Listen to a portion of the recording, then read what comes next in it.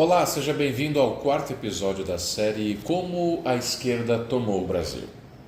Eu sou o Thiago Albrecht, comunicador de rádio e televisão e também vereador na cidade de Porto Alegre.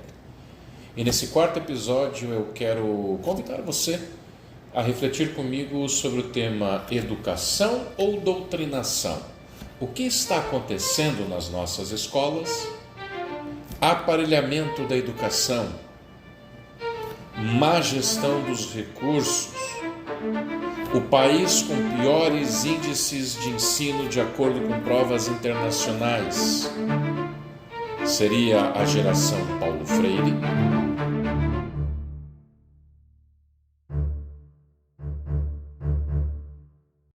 Hoje nós falaremos sobre doutrinação em sala de aula. Muitos dos problemas vividos na educação brasileira possuem nome e sobrenome. Paulo Freire. Paulo Freire, nomeado por governos de esquerda como patrono da educação brasileira, defendia que não havia hierarquia entre professores e alunos. O professor deveria ser um facilitador e não um mestre. Em seu livro célebre, A Pedagogia do Oprimido, lemos esta passagem: não há saber mais ou saber menos, há diferentes saberes.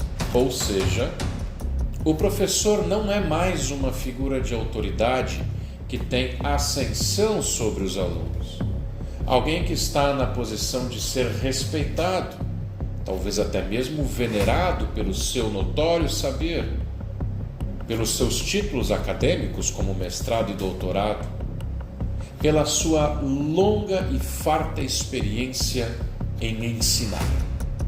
O professor não pode mais ser visto como alguém que possui algo que o aluno não tem. A consequência disso não é difícil de imaginar. Veja só.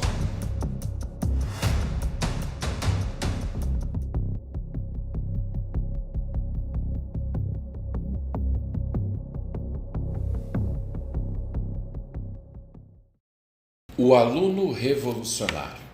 Aliado a isso, Paulo Freire defendia que a educação devia formar revolucionários desde a infância.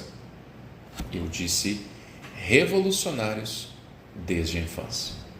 Em seu livro, Freire diz: a pedagogia que faça da opressão e de suas causas objeto de reflexão dos oprimidos, de que resultará o seu engajamento necessário na luta por sua libertação, em que esta pedagogia se fará e se refará.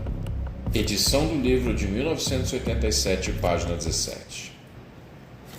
Portanto, não é à toa que a cada dia somos surpreendidos, ficamos pasmados, ficamos horrorizados com cenas como essas.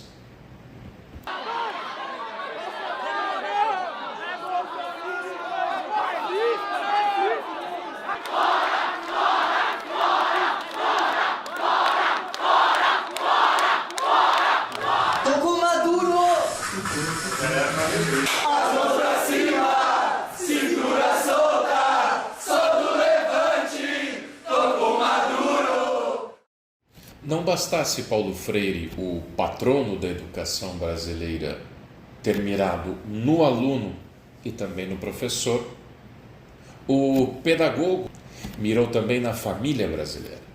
As relações pais-filhos nos lares refletem de modo geral as condições objetivo-culturais da totalidade de que participa. E, se estas são condições autoritárias, rígidas, dominadoras, penetram nos lares que incrementam o clima da opressão.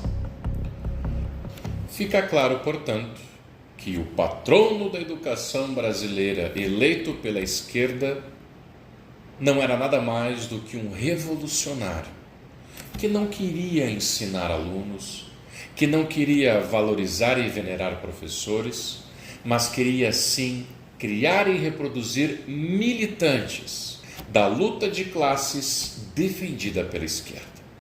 Paulo Freire queria colocar crianças e jovens contra seus pais, mães, avós, contra toda a família. Hoje, por exemplo, um pai ou uma mãe que tentam educar seu filho com disciplina, com respeito, com valores religiosos, esses pais são taxados de retrógrados, fundamentalistas e opressores. Na educação brasileira não falta dinheiro. O Brasil é um dos países que mais investem em educação na proporção com o PIB. Muitos falam que o Brasil não investe o necessário em educação, mas vendo o patrono que temos, fica muito claro que o problema não está apenas no dinheiro. Porque, como disse, contrariando a mentira contada pela esquerda, nosso país investe em educação tanto ou mais que países desenvolvidos da OCDE. Veja, cerca de 6% do PIB. O gasto do dinheiro com educação no Brasil. Fica claro que o problema não é o quanto se gasta, mas como se gasta em educação. E no Brasil isso vai muito mal, obrigado. No Brasil, o principal problema é o investimento no ensino superior ser 3 vezes maior do que na educação básica. Com isso, as crianças e adolescentes passam cerca de 12 anos em uma estrutura precária, com pouco investimento, com profissionais pouco valorizados, com livros e cartilhas absolutamente ideologizados e com políticos de esquerda e sindicatos que cooptam a massa crítica de professores e alunos a seu favor. Mas a falta de investimento está longe de ser a única razão para a educação estar como está. O Brasil está entre os últimos colocados no ranking do PISA e também de competitividade global. Mesmo os colégios privados, com alunos de maior renda, de melhor EDH, mesmo esses colégios enfrentam um grande problema em comum: a dificuldade dos alunos em leitura, redação e interpretação de texto.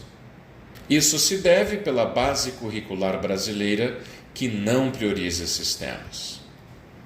No Brasil, temos a figura do analfabeto funcional.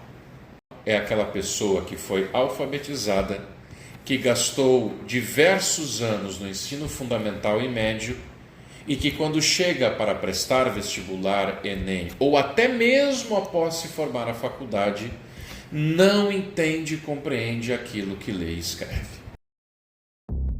Estudos indicam que o período de desenvolvimento da personalidade da criança e do adolescente é o período onde a educação se faz mais necessária. O investimento na educação básica traz benefícios sociais gigantes. A redução da criminalidade, por exemplo. A evasão escolar, ou seja, aquela vontade de não permanecer em sala de aula. E também a capacidade prática e intelectual de resolução de problemas. Portanto, não é quanto se gasta, mas é no que se gasta. Veja que há cidades, por exemplo, do interior de São Paulo, que por obrigação de lei precisam comprar 4 a 5 vezes no ano mochila escolar e uniformes escolares para as crianças da rede pública, quando poderiam estar investindo em laboratório melhor, quando poderiam estar comprando vagas em escolas particulares, quando poderiam estar dando bolsas para que adolescentes e jovens fossem para o exterior. A esquerda tomou a educação brasileira a partir de Paulo Freire e parece que não quer largar. Muitos professores que são sindicalistas, quando vão a protestos com a pauta educação, falam apenas em aumento de seus próprios salários e esquecem do principal, o aluno. Esquecem de pedir melhor estrutura, melhor sala de aula, menos gastos em privilégios de carreira e mais investimento na formação das crianças. Precisamos estar alertas no Brasil não para pedir mais dinheiro na educação, mas que o dinheiro que já entregamos com os nossos impostos para governantes sejam realmente aplicados naquilo que mais interessa. Você já percebeu que, apesar de Paulo Freire ser um dos maiores autores mais citados no mundo todo, pouquíssimos países aplicam Paulo Freire? Veja, por exemplo, Coreia do Norte, que é comunista. Veja a China, que é comunista. São países que não aplicam o método Paulo Freire, que tem educação rígida, que tem hierarquia, e onde as crianças estudam matemática como matemática. Na aula de línguas, estudam línguas. Na aula de geografia, geografia. Na aula de ciências, ciências. Veja, por exemplo, o Japão e toda a sua liturgia e veneração a professores. Popularmente se fala que o imperador só se dobra ou se reverencia a um professor. A tese é de que se não houvesse professor, sequer haveria um imperador. Veja exemplos como o dos Estados Unidos da América, que tem centenas de prêmio Nobel, que tem diversas universidades entre as melhores do mundo. Afinal, todo estudante, ou quase todo estudante brasileiro da América Latina, quer ir estudar ou fazer pós-graduação nos Estados Unidos. Portanto, precisamos estar alertas e cobrar políticas públicas que realmente vão melhorar o ensino no Brasil, descentralizando do Ministério da Educação e centralizando na base, que pais, que mestres, que os municípios possam decidir cada vez mais o conteúdo programático e a alocação de recursos financeiros. Por isso eu convido você a fiscalizar, a cobrar, a estar junto do seu filho, do seu neto, das suas crianças. Precisamos acabar e não permitir mais gerações paulo-freireanas no Brasil. Por hoje é só, mas eu quero já convidar você para o nosso próximo episódio, onde vamos falar do socialismo e as suas doutrinas que contaminam cada vez mais o nosso país.